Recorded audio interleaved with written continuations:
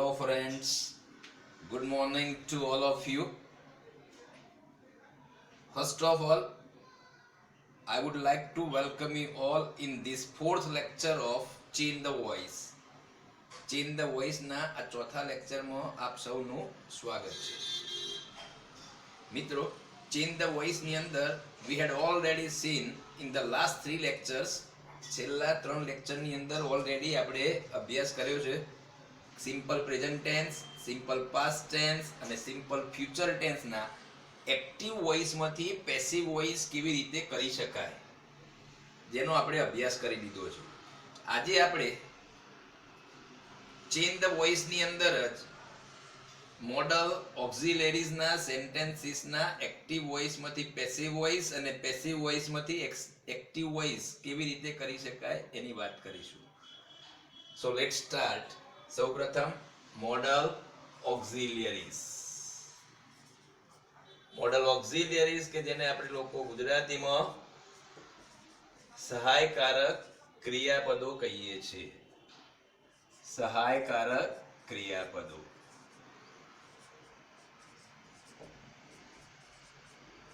હવે સહાયકારક ક્રિયાપદો કયા છે એ પણ આપ ખૂબ જ સારી રીતે જાણતા જ હશો. સ્ટાન્ડર્ડ 9th ની અંદર પણ આપણે મોડલ ઓક્ઝિલરીઝ નો અભ્યાસ કર્યો છે. સૌથી પહેલા મોડલ ઓક્ઝિલરીઝ કઈ છે, કયા કયા સહાયકારક ક્રિયાપદો છે એની વાત કરીએ આપણે. ફ્રેન્ડ્સ, કેન અને કેન નું પાસ્ટ ટેન્સ કુડ,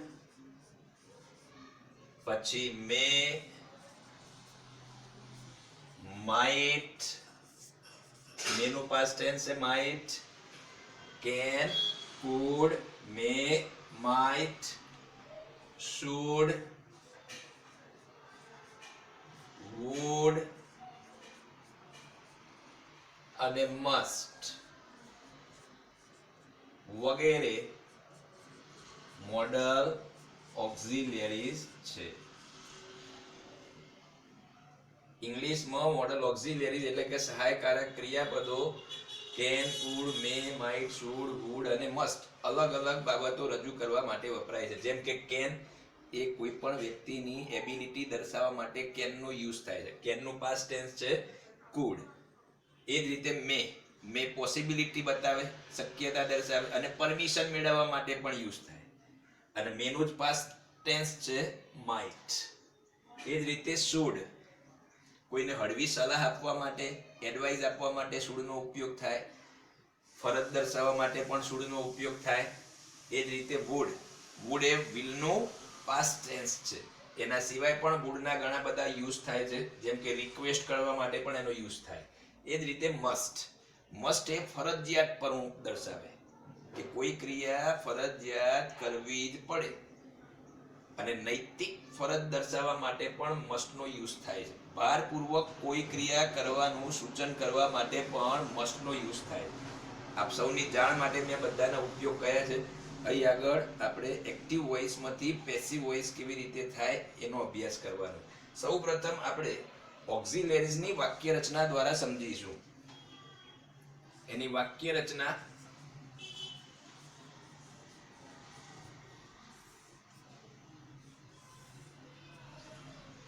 સૌથી પહેલા સબ્જેક્ટ. અગાઉ પણ વાત કરી હતી કે અંગ્રેજી ભાષામાં ઇંગ્લિશ લેંગ્વેજની અંદર જ્યારે એફર્મેટિવ સેન્ટેન્સ હશે કે નેગેટિવ સેન્ટેન્સ હોય, એસર્ટિવ સેન્ટેન્સ હોય એટલે કે વિધાન વાક્યો હોય, વિધાન વાક્યોમાં એફર્મેટિવ હોય કે નેગેટિવ હોય. તમામ વિધાન વાક્યમાં હંમેશા સૌથી પહેલા હશે સબ્જેક્ટ એટલે કર્તા. પછી મોડલ ઓક્ઝિલરીઝ એટલે કે આમાંથી કોઈ પણ કેન હોઈ શકે, કુડ હોઈ શકે, મે હોઈ શકે, માઇટ પણ હોઈ શકે, શુડ, વુડ કે મસ્ટ એ કોઈ પણ મોડલ ઓક્ઝિલરીઝ. અહીં આગળ મેં શોર્ટમાં લખ્યું છે MA. આપ સૌએ આ MA ને મોડલ ઓક્ઝિલરીઝ સમજવું.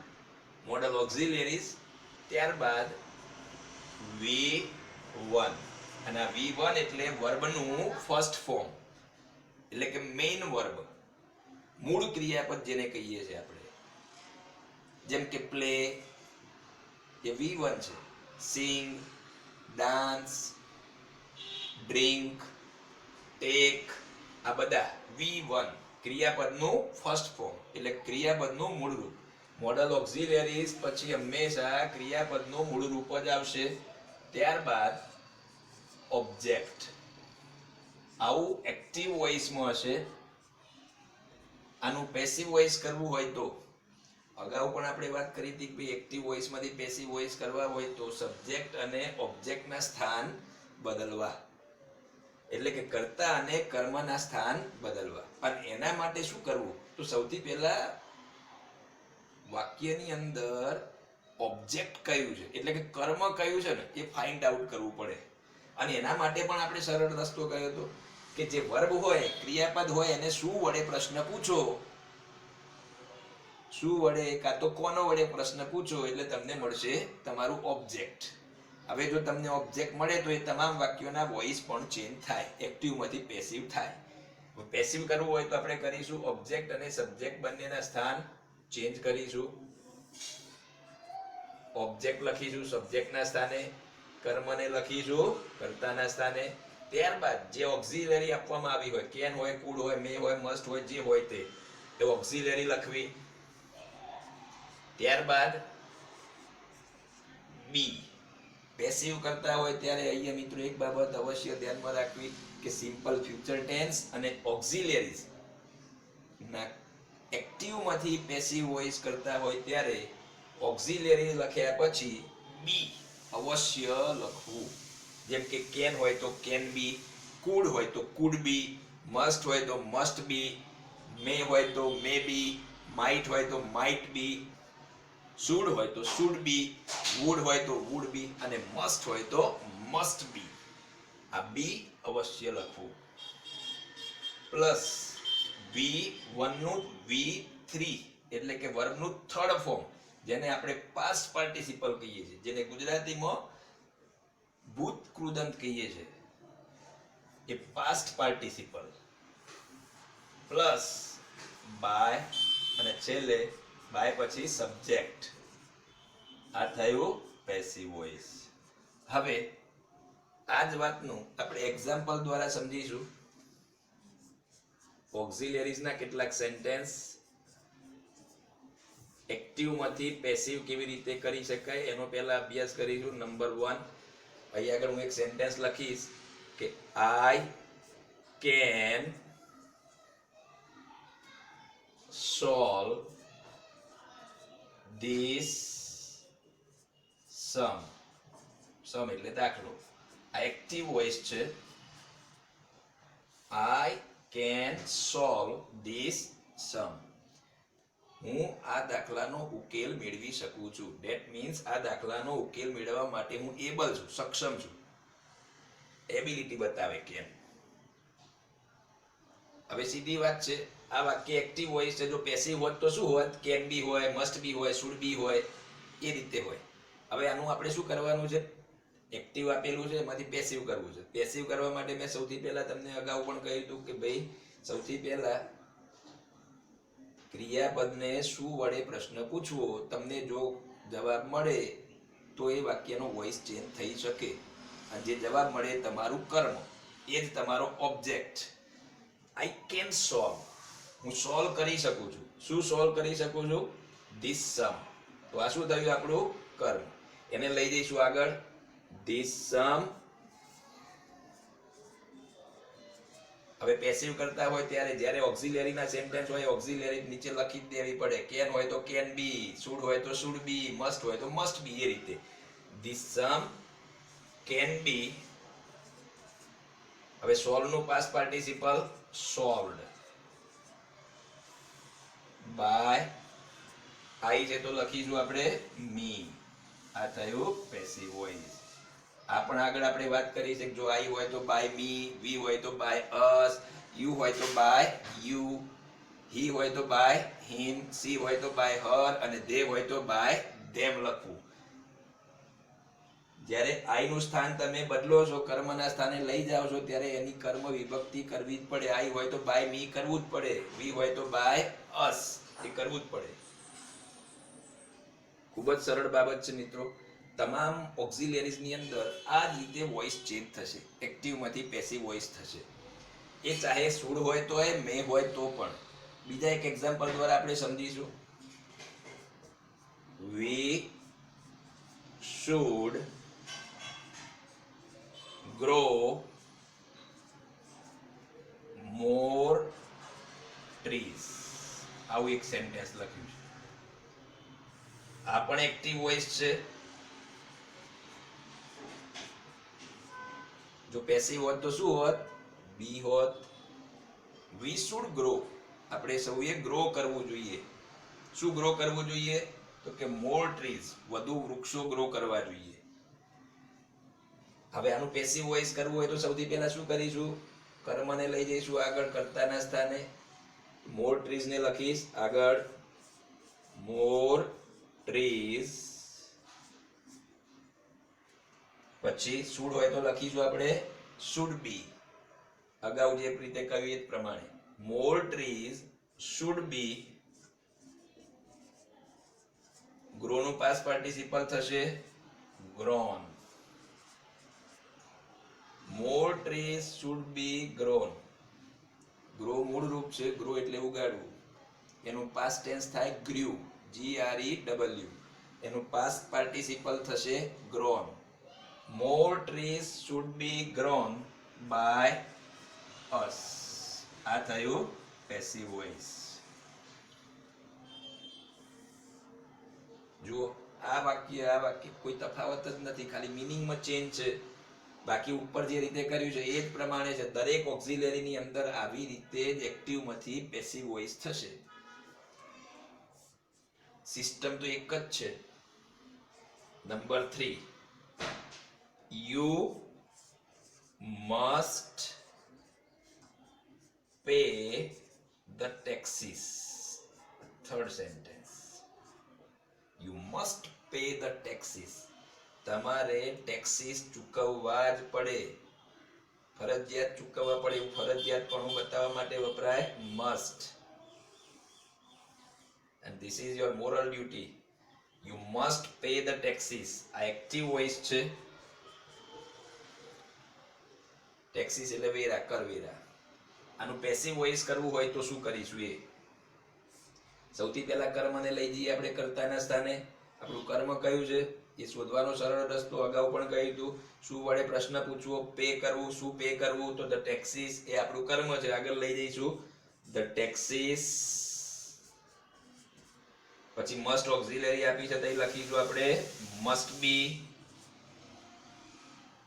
બી લખવું, બી લખવાનું ભૂલવું નહીં, આવશ્યક છે. બી લખવું આવશ્યક છે, અધરવાઇઝ એ સેન્ટેન્સ રોંગ ગણાય પેસિવ કરતા હોય ત્યારે.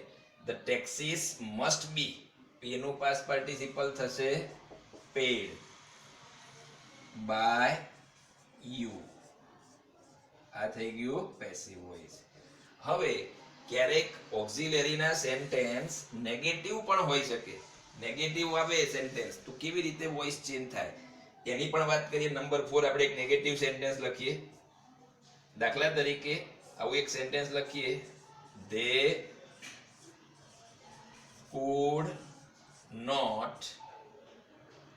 could not open the door.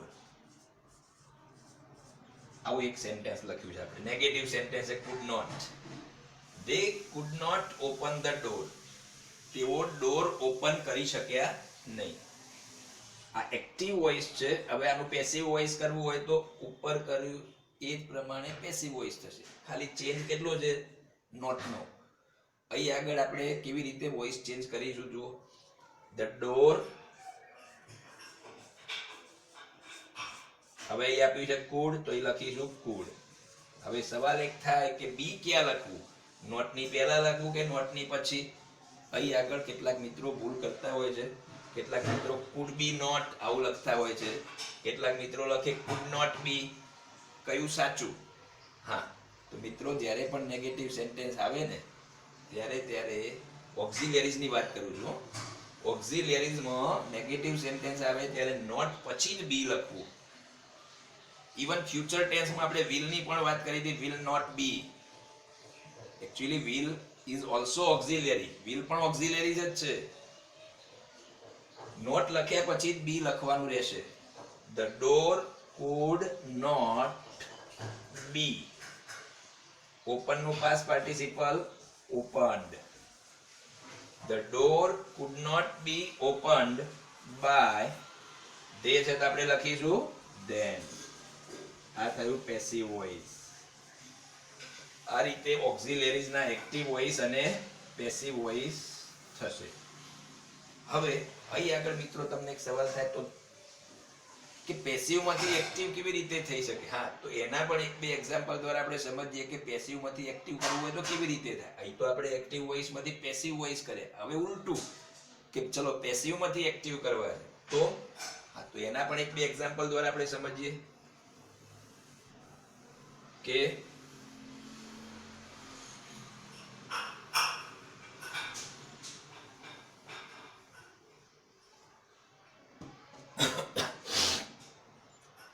એક સેન્ટેન્સ લખીશું કે the elders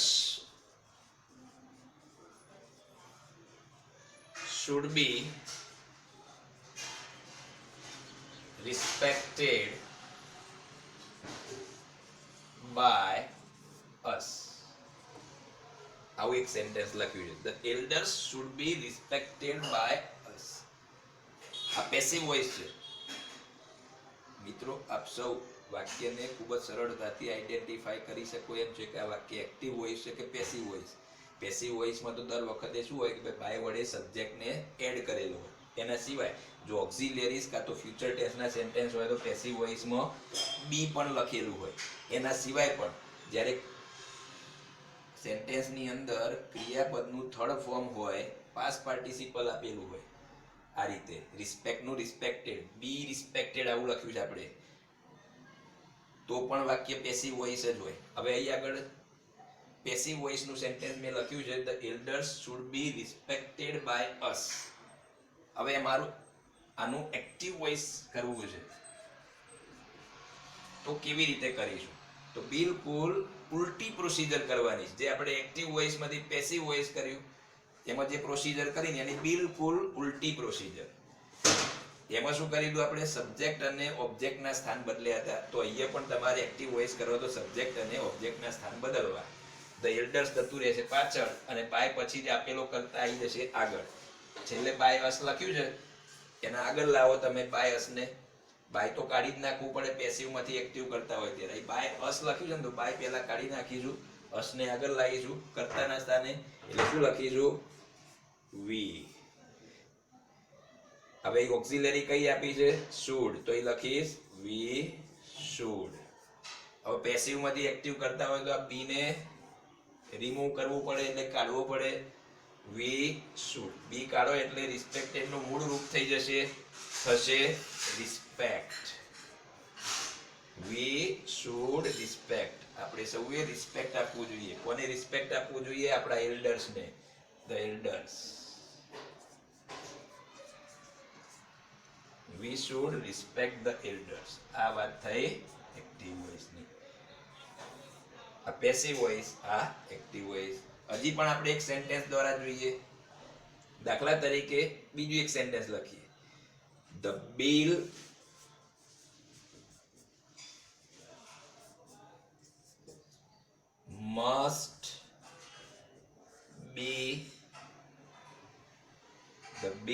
must be collected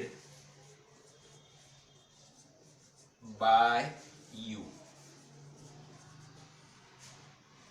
આ પેસિવ વોઇસ છે. ફરીથી આનું એક્ટિવ વોઇસ કરવું છે. જે રીતે આપણે ઉપર કર્યું એ જ પ્રમાણે આનું પણ એક્ટિવ વોઇસ થશે. બાય પછી આપવામાં આવેલો કરતા આગળ લખીએ. અહીંયા લખીશું યુ. હવે મસ્ટ ઓક્ઝિલરી છે તો લખીશ મસ્ટ. પેસિવ માંથી એક્ટિવ કરતા હોય એટલે બી રિમૂવ કરવું, કાઢી નાખવું. અને જે પાસ્ટ પાર્ટિસિપલ આપેલું છે એનું મૂળ રૂપ લખવું એ આપ્યું છે કલેક્ટેડ તો એ લખીશ કલેક્ટ. You must collect. હવે છેલ્લે ધ બિલ. આ થયું એક્ટિવ વોઇસ. મિત્રો generally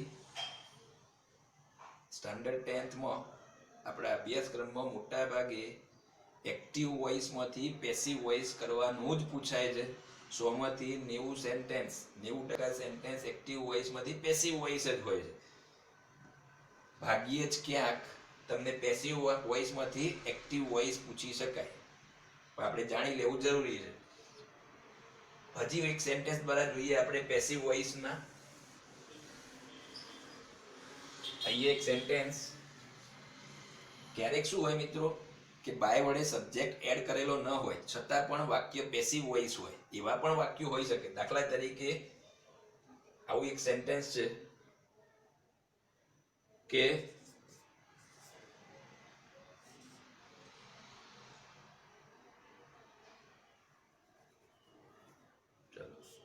the rules must be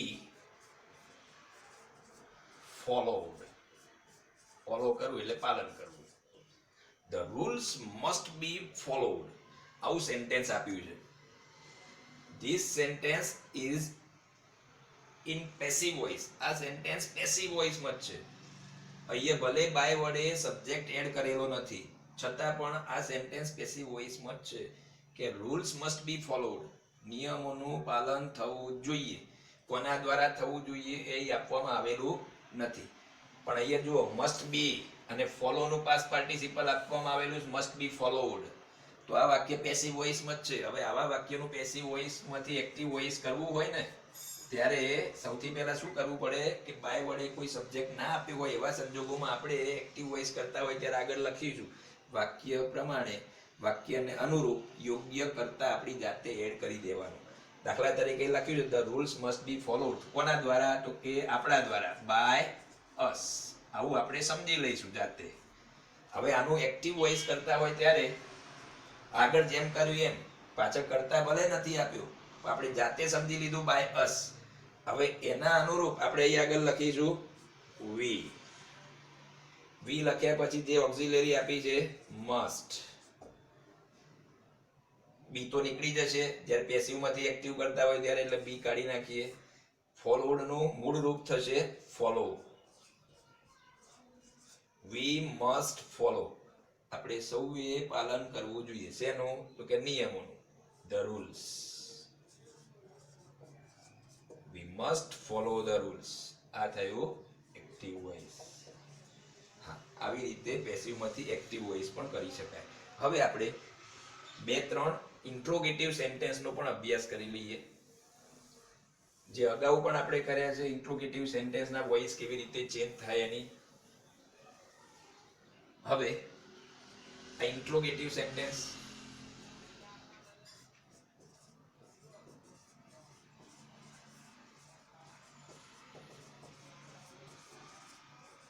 interrogative that means પ્રશ્નાર્થ વાક્ય. પ્રશ્નાર્થ વાક્યમાં પણ આપણે વાત કરી હતી કે 2 પ્રકારના પ્રશ્નાર્થ વાક્યો હોય. ઇન્વર્ઝન ક્વેશ્ચન હોય અને WH ક્વેશ્ચન હોય. ઇન્વર્ઝન ક્વેશ્ચન હોય એની વાક્ય રચના કેવી હોય કે સૌથી પહેલા ઓક્ઝિલરી મોડલ ઓક્ઝિલરીઝ હોય. જેમ સાદા વર્તમાન કાળમાં ઇન્વર્ઝન ક્વેશ્ચન હતા તો ડુ ડઝ હતા. ભૂતકાળમાં હતા ત્યારે ડીડ હતું. ભવિષ્યકાળમાં વિલ હતા. એ રીતે ઓક્ઝિલરીઝ ના ઇન્વર્ઝન ક્વેશ્ચન હોય ત્યારે હશે પહેલા મોડલ ઓક્ઝિલરી, પછી સબ્જેક્ટ V1 પ્લસ ઓબ્જેક્ટ અને ક્વેશ્ચન માર્ક. આ એક્ટિવ વોઇસ. અને એના પેસિવ વોઇસ કરવા હોય તો સબ્જેક્ટ અને ઓબ્જેક્ટના સ્થાન બદલવાના છે આપણે. અહીં આગળ ઓક્ઝિલરી જે આપેલી છે ઓક્ઝિલરી નીચે લખી દઈશું. ઓક્ઝિલરી જે જગ્યાએ આપેલી હોય એ જગ્યાએ ઓક્ઝિલરી લખી દેવાની છે.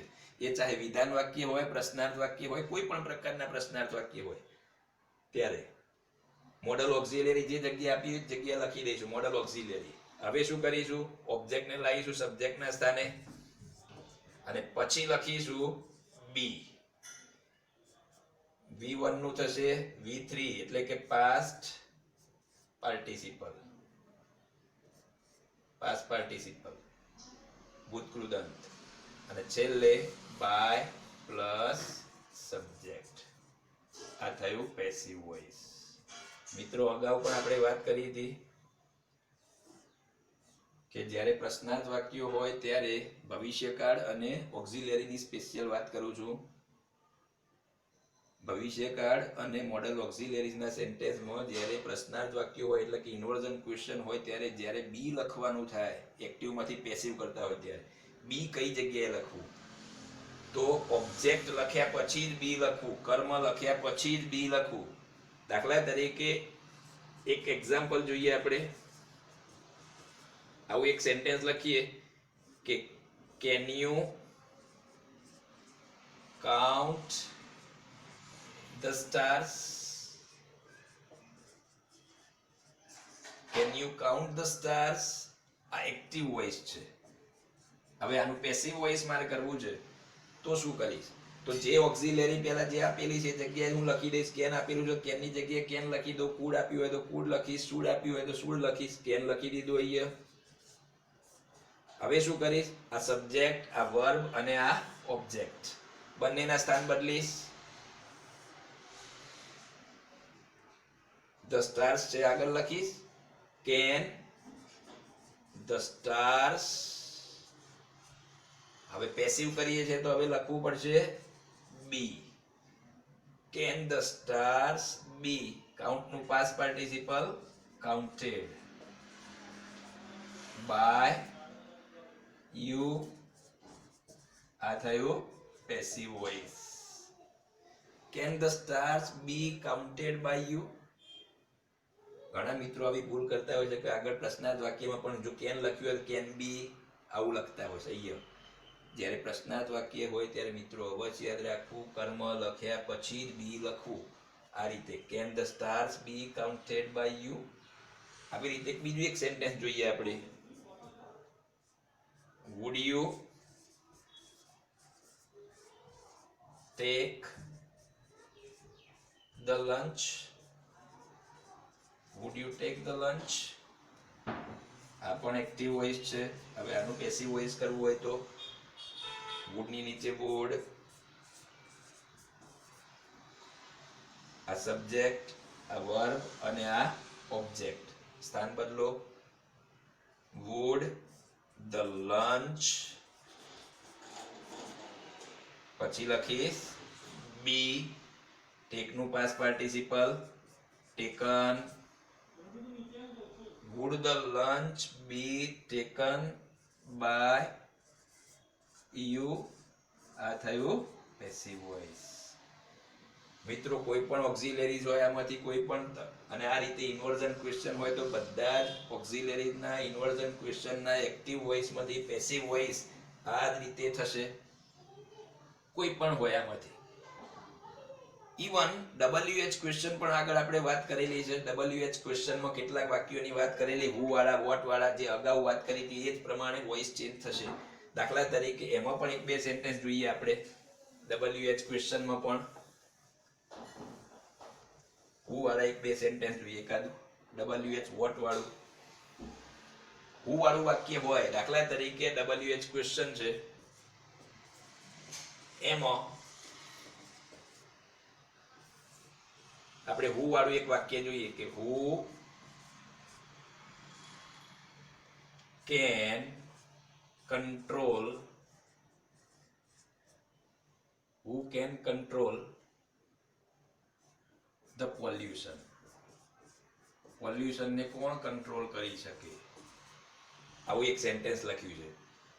આ એક્ટિવ વોઇસ છે. આનું પેસિવ વોઇસ કરવું હોય તો અગાઉ પણ આપણે વાત કરી છે કે હુ વાળા વાક્યના એક્ટિવમાંથી પેસિવ કરવા હોય તો કેવી રીતે થશે. તો હુ વાળા વાક્યમાં દરેક વખતે હુ નું આપણે કરીશું પેસિવ કરતા હોય ત્યારે બાય હું. તો આ લખીશ બાય હું. હવે અગાઉ પણ વાત કરી એ પ્રમાણે જે ઓક્ઝિલરી જે જગ્યાએ આપી હોય એ જગ્યાએ લખી દેવાની છે. કેન આપ્યું હોય કેન, કુડ આપ્યું હોય તો કુડ. અહીં આપ્યું કેન, આ લખી દઈશ હું કેન. By home can. શું કરીશ? ખાલી આ કર્મનું સ્થાન બદલીશ. By home can the pollution. હવે લખવું પડશે આપણે બી. by whom can the pollution be controlled નું past participle controlled a passive voice. By whom can the pollution be controlled? ચલો next sentence, બીજું એક sentence જોઈએ. આવું ને આવું.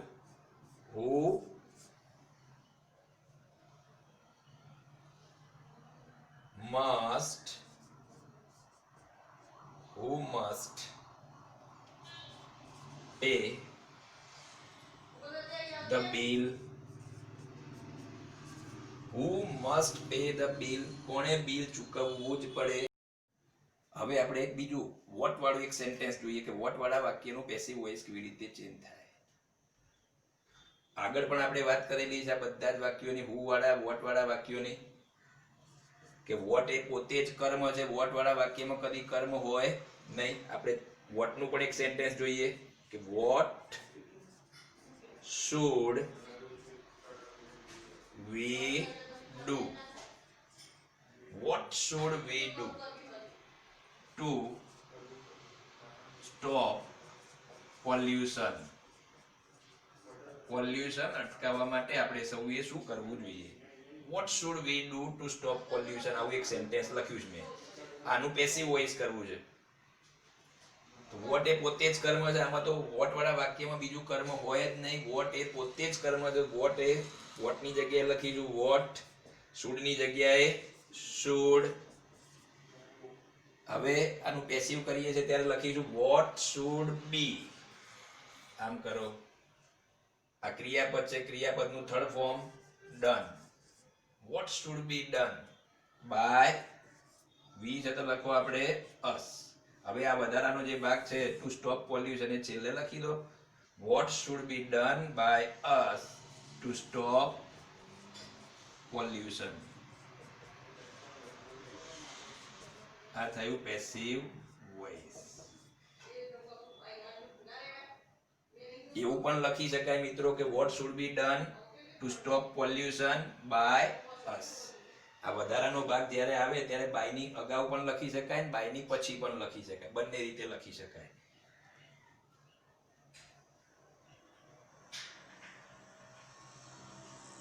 મિત્રો અહીં આગળ આપણે ઓક્ઝિલરીના એક્ટિવ વોઇસમાંથી પેસિવ વોઇસ જોયા. I hope you understood the topic very well.